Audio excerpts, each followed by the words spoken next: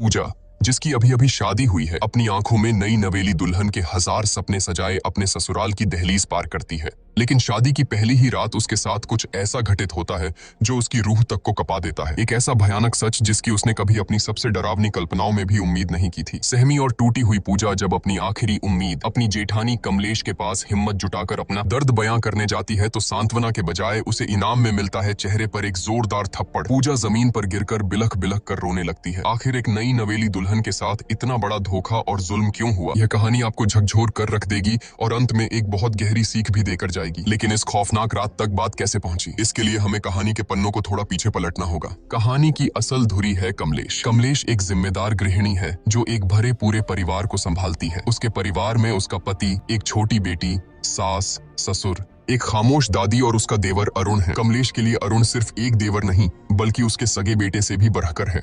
वक्त अपनी रफ्तार से आगे बढ़ता है। अब अरुण जवान हो चुका है और पूरा परिवार उसके लिए रिश्ता देखने जा रहा है। जिस लड़की को देखने पूरा परिवार जा रहा है उसका नाम है पूजा। इंग्लिश ऑनर्स में बीए कर चुकी पूजा अपनी बातों और आत्मविश्वास से सबका मन मोह लेती है। जब वह अपनी मीठी आवाज में एक अंग्रेजी गाना गाकर सुनाती है तो मानो पूरा परिवार उस पर फिदा हो जाता है। अरुण तो जैसे उसे देखते ही अपना दिल हार बैठता है। लेकिन इस पूरे कमरे में एक शख्स ऐसा था जिसके चेहरे पर खुशी की जगह एक उलझन थी। कमलेश को पूजा का यह मॉडर्न और बेबाक अंदाज बिल्कुल रास नहीं आता, लेकिन अरुण की खुशी और उसकी जिद के आगे कमलेश को झुकना ही पड़ता है। मन मारकर ही सही, वह इस रिश्ते के लिए हामी भर देती है। उसी दिन चट मंगनी पट ब्याह की तर्ज पर धूमधाम से रिंग सेरेमनी हो जाती है। पूजा की उंगली में अरुण के नाम की अंगूठी सज जाती है, लेकिन किसी को नहीं पता था कि यह खुशियां सिर्फ एक रात की मेहमान है। अगली सुबह कमलेश अपनी सास के साथ ऑटो से कहीं जा रही होती है। अचानक रास्ते में उनकी नजर एक भारी भीड़ और शोर शराबे पर पड़ती है। कुछ लोग सड़कों पर विरोध प्रदर्शन कर रहे थे। तभी भीड़ के बीच कमलेश की नजर एक ऐसे चेहरे पर पड़ती है जिसे देखकर उसके पैरों तले जमीन खिसक जाती है। वह सरेआम भड़क उठती है और हुक्म सुनाती है कि ये सब नौटंकी तुरंत बंद करो। गुस्से से आगबूला कमलेश आगे बढ़ती है। पूजा का हाथ झटक कर पकड़ती है और उसकी उंगली से सगाई की अंगूठी बेदर्दी से खींचकर निकाल लेती है। एक ही पल में, एक झटके में उसने वो रिश्ता तोड़ दिया जो कल ही जुड़ा था। जब कमलेश यह तूफान लेकर घर लौटती है तो घर में कोहराम मच जाता है। कमलेश का पति उसे आईना दिखाते हुए कहता है कि जो रायता तुमने बिना सोचे समझे फैलाया है उसे अब तुम्हें ही समेटना होगा। बेचारा अरुण भी लाख मिन्नतें करता है, समझाने की कोशिश करता है कि पूजा की सोच गलत नहीं है, लेकिन कमलेश अपने गुरूर में अंधी हो चुकी थी। उसके कानों पर जूं तक नहीं रेंगती और वह किसी की एक नहीं सुनती। कुछ देर बाद कहानी में एक खूबसूरत और जज्बाती मोड़ आता है। अपने रिश्ते को बचाने और अपनी बात समझाने के लिए पूजा खुद कमलेश के पास पहुंचती है। वह बहुत ही नरमी से माफी मांगते हुए कहती है कि अगर हम सही के लिए और दूसरों के हक के लिए खड़े नहीं होंगे तो यह दुनिया धीरे धीरे खत्म हो जाएगी। कमलेश जो भले ही पुरानी सोच की थी लेकिन दिल की साफ थी, पूजा की बातों की गहराई को महसूस कर लेती है। उसका दिल पसीज जाता है और वह मुस्कुराकर कहती है कि मुझे बातें जरा देर से समझ आती हैं, लेकिन जब एक बार समझ आ जाएं तो मैं सही का साथ कभी नहीं छोड़ती। यह कहकर कमलेश पूरे मान सम्मान के साथ वो अंगूठी वापस पूजा को सौंप देती है। आखिरकार शहनाइयां बजती हैं और अरुण तथा पूजा विवाह के बंधन में बंध जाते हैं। लेकिन शादी की इस चकाचौंध के बीच एक परेशानी छिपी थी। शादी वाले दिन पूजा की तबीयत बेहद खराब थी। तेज बुखार और बदन दर्द के कारण उसका बुरा हाल था। फेरों के वक्त भी वह दवाइयों के सहारे मुश्किल से खुद को खड़ा रख पा रही थी। शादी की रस्में पूरी होने के बाद आती है वो रात जिसे हर नई नवेली दुल्हन अपनी जिंदगी की सबसे खूबसूरत रात मानती है, सुहाग रात। अरुण कमरे में आता है और कुछ इधर उधर की औपचारिक बातों के बाद वह पूजा के करीब आने लगता है। पूजा जो दर्द और बुखार से टूट रही थी बहुत ही स्पष्ट शब्दों में अरुण से कहती है कि मेरी तबीयत बहुत ज्यादा खराब है, मुझे तेज बुखार है और पूरा शरीर दर्द से टूट रहा है। प्लीज आज हम कुछ भी नहीं करेंगे। लेकिन अरुण पर जैसे हवस और पति होने के गुरूर का भूत सवार था। उसने पूजा की एक न सुनी। पूजा के लगातार मिन्नतें करने, रोने और मना करने के बावजूद अरुण ने अपनी मर्दानगी के अंधे नशे में उसके साथ जबरदस्ती की। नई दुल्हन के वो सुनहरे सपने उसी बिस्तर पर बुरी तरह कुचल दिए गए। सुबह की किरणें कमरे में आईं, लेकिन पूजा की दुनिया में हमेशा के लिए अंधेरा छा चुका था। वह दर्द और सदमे से कराहते हुए बस रोए जा रही थी। अरुण उसे चुप कराने की कोशिश करता है, मानो कोई बहुत मामूली बात हुई हो। वह बड़े हक से कहता है कि अरे मैं तुम्हारा पति हूँ, यह तो मेरा हक है, शादी के बाद तो यह सब होता ही है। यह सुनकर पूजा के अंदर का दर्द एक चीख बनकर फूट पड़ता है। वह बिलखते हुए अरुण की आंखों में देखती है और कहती है कि हक तूने मेरा किया है। शब्द सुनकर अरुण सन्न रह जाता है, लेकिन अपनी घिनौनी हरकत पर शर्मिंदा होने के बजाय उसकी मर्दानगी को चोट लग जाती है। वह गुस्से से आगबूला होकर कहता है कि अगर तुझे लगता है कि मैंने कुछ गलत किया है तो जा बाहर और चिल्ला चिल्ला कर सबको बता दे। यह कहकर वह निर्दयता से पूजा को कमरे से बाहर निकाल देता है। रोती कांपती पूजा जैसे ही कमरे से बाहर आती है, उसकी नजर आंगन में खड़ी कमलेश पर पड़ती है। कमलेश घर की और पड़ोस की कुछ औरतों से बात कर रही थी। पूजा के कानों में कमलेश की आवाज पड़ती है कि औरतें जितना किसी बम के फटने से नहीं डरती, उतना अपनी इज्जत का तमाशा बनने से डरती हैं।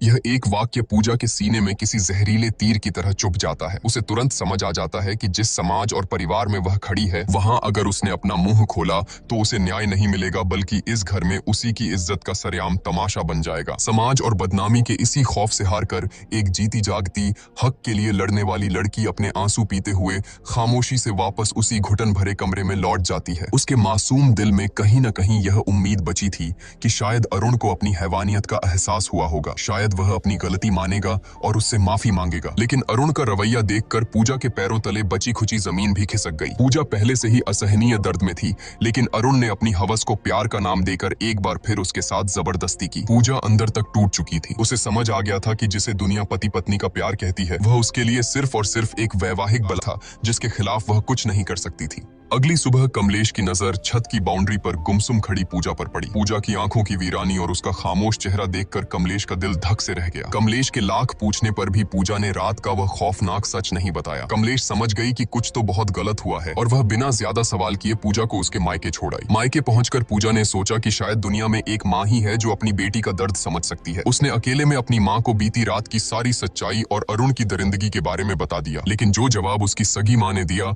वह अरुण की हैवानियत से भी ज्यादा खौफनाक था। माँ ने उसे सीने से लगाने के बजाय समझाते हुए कहा कि पति पत्नी के बीच ये सब तो होता ही है, शादी की है तो ये सब तो निभाना ही पड़ेगा। इसमें ना कहने वाली क्या बात थी? इसी से तो परिवार और वंश आगे बढ़ता है। अपनी ही माँ के मुंह से ये शब्द सुनकर पूजा सन्न रह गई। रही सही कसर माँ ने इमोशनल ब्लैकमेल करके पूरी कर दी। घर की गरीबी का वास्ता देते हुए उसने पूजा को तुरंत ससुराल वापस लौटने का हुक्म दिया और धमकी दी कि अगर वह वापस नहीं गई तो वह अपनी नस काटकर जान दे देगी। अपनों से मिले इस धोखे के बाद बेचारी पूजा के पास कोई रास्ता नहीं बचा था। वह एक जिंदा लाश की तरह कमलेश के साथ वापस लौटने लगी। सफर के दौरान एक जगह वॉशरूम जाने के बहाने पूजा ऑटो से उतरी। यह उसकी जिंदगी का सबसे बड़ा फैसला था। उसने पीछे मुड़कर नहीं देखा और वहां से चुपचाप भाग निकली। कमलेश ने उसे पागलों की तरह हर जगह ढूंढा, लेकिन पूजा का कोई सुराग नहीं मिला। घर पहुंचकर जब कमलेश ने यह खबर दी तो पूरे परिवार में हड़कंप मच गया। सबने पूजा को ढूंढा, लेकिन वह जैसे हवा में गायब हो गई थी। हारकर कमलेश ने पूजा की दोस्त सोना को फोन मिलाया, जो एक एनजीओ में काम करती थी। सोना ने कहा कि उसे पूजा के बारे में कुछ नहीं पता, लेकिन वह उसे ढूंढने की पूरी कोशिश करेगी। आखिरकार सोना की तलाश पूरी होती है। पूजा उसे एक सुनसान पार्क के कोने में गुमसुम किसी सहमी हुई बच्ची की तरह बैठी मिल जाती है। जब कमलेश वहां पहुंचती है तो पूजा हिम्मत जुटाकर अरुण की उस खौफनाक रात की सारी दरिंदगी और सच्चाई कमलेश के सामने उगल देती है। लेकिन सालों से अरुण को अपने बेटे की तरह पालने वाली कमलेश का अंधा विश्वास सच्चाई पर भारी पड़ जाता है। सच सुनने के बजाय कमलेश का गुरूर टूटता है और वह गुस्से में आकर पूजा के गाल पर एक जोरदार थप्पड़ जड़ देती है। वह चिल्लाती है और पूजा को लगभग घसीटते हुए वापस उस कैद खाने में ले आती है। भले ही कमलेश ने पूजा को थप्पड़ मार दिया था, लेकिन एक औरत होने के नाते उसके अंदर शक का एक बीज बोया जा चुका था। वहीं दूसरी तरफ हम देखते हैं कि हनीमून के खूबसूरत वादियों में पूजा अंदर से पूरी तरह वीरान और खौफजदा थी। वह अरुण से एक आखिरी उम्मीद के साथ बात करने की कोशिश करती है, लेकिन अरुण की आंखों में प्यार नहीं, सिर्फ एक भूखे भेड़िए जैसी हवस थी। वह एक बार फिर पूजा की चीखों और आंसुओं को अनसुना करते हुए उसके साथ जबरदस्ती करता है। बेचारी पूजा उस बिस्तर पर तड़पने और रोने के अलावा कुछ नहीं कर पाती। वह जिसे अपनी जिंदगी का साथी समझकर समझाने गई थी,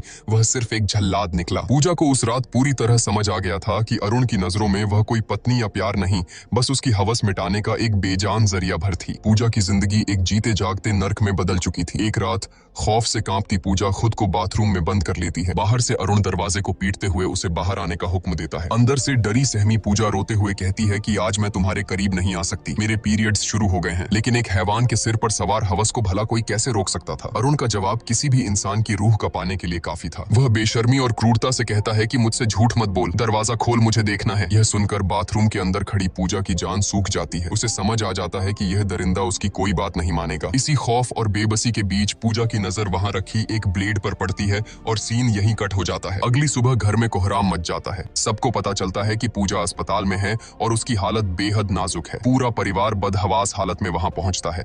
अरुण बड़ी चालाकी से कमलेश और बाकी घर वालों को गुमराह करते हुए कहता है कि उसे औरतों वाली कोई अंदरूनी दिक्कत थी, शायद उसी वजह से यह हालत हुई है। लेकिन जब कमलेश अंदर जाकर लेडी डॉक्टर से बात करती है तो डॉक्टर जो सच बताती है वह सुनकर कमलेश के पैरों तले जमीन ही नहीं खिसकती बल्कि उसका पूरा वजूद हिल जाता है। डॉक्टर भारी आवाज में बताती है कि पूजा के उन नाजुक हिस्सों पर ब्लेड से गहरे कट लगे हैं और बहुत ज्यादा खून बहने की वजह से उसकी यह हालत हुई है। यह सुनकर कमलेश सन्न रह जाती है। वह तुरंत खुद को संभालती है और घर वालों को वापस भेज देती है, यह कहकर कि वह पूजा के पास रुकेगी। होश आने पर जब कमलेश पूजा के पास बैठती है तो पूजा आंसुओं में डूबकर वह कड़वा सच उगलती है जिसने उसे इस हद तक जाने पर मजबूर किया। यह दर्द सुनकर कमलेश अंदर तक टूट जाती है। उस रात जब कमलेश घर लौटती है तो पूजा के दर्द को महसूस करने के लिए वह खुद बाथरूम में जाती है और हाथ में वही ब्लेड उठाती है। वह उस ब्लेड को अपनी त्वचा पर रखकर वही करने की कोशिश करती है जो पूजा ने किया था, लेकिन ब्लेड की हल्की सी चुभन से ही उसके हाथ कांप जाते हैं। वह ब्लेड फेंक देती है। उस एक पल में कमलेश को गहराई से एहसास हो जाता है कि आखिर वो 21 साल की मासूम लड़की किस कदर खौफ और दर्द से गुजरी होगी कि उसने खुद को इतनी खौफनाक सजा दे दी। अगले दिन जब अरुण अपनी बेशर्मी का लबादा ओढ़े पूजा से मिलने अस्पताल पहुंचता है तो उसे पता चलता है कि कमलेश पहले ही पूजा को डिस्चार्ज कराकर अपने साथ ले जा चुकी है।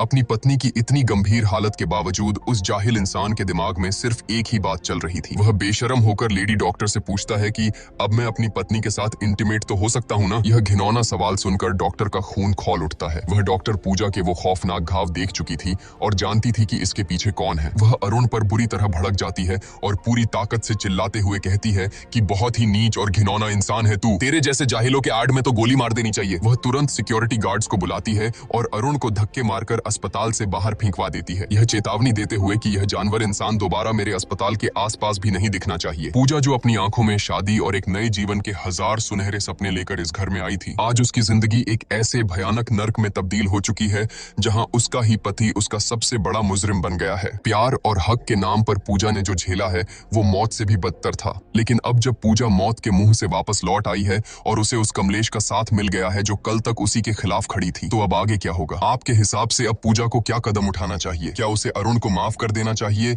या उसे ऐसी सजा देनी चाहिए जो एक मिसाल बन जाए? अपनी राय हमें कमेंट्स में जरूर बताएं। वीडियो को लाइक करें और चैनल को सब्सक्राइब करना बिल्कुल न भूलें ताकि पूजा की कहानी का अगला और सबसे अहम हिस्सा आते ही आप तक पहुंच सके। मिलते हैं बहुत जल्द कहानी के अगले भाग में।